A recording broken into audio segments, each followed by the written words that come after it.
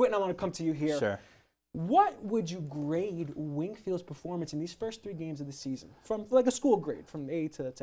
I would give him an A. I seriously would. I think that in that Swanstrom offense, he talked about it. We just had him in here. I mean, he gives you a lot, and it's a lot to process, especially for a guy who doesn't have that much experience. I mean, these are his first 3 collegiate starts, and I'd say over 800 yards of offense total for this Bombers team. They lead the Liberty League in total scoring. I think, you know, he's a big part of that, and I think you got to give him a lot of credit. I know the turnover bug has plagued him. He's given up turnovers in his first 3 starts, and that's something that Swanstrom and him, they definitely want to try to get rid of heading into Liberty League, but I would say it's been an A. For sure. Moving from the quarterback position to the receivers, how do you think Vito and Anderson have found themselves complimenting each other here? Because that's a dynamic duo right there. Yeah, the mustard man you call him. Yeah, I mean, the first 2 plays we saw, Anderson, like, he can just take the cover off a defense, and I think it really plays well because Vito's kind of that underneath guy, that slot receiver.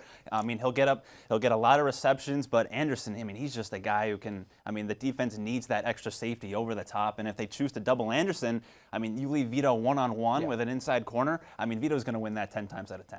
Are you enjoying the running back by committee that they have going on here for the Bombers, or do you think there should be a lead back? What do you think?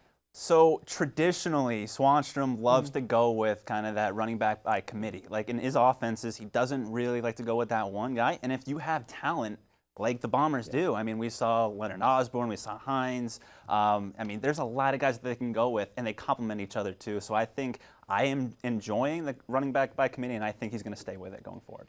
Some defensive questions here.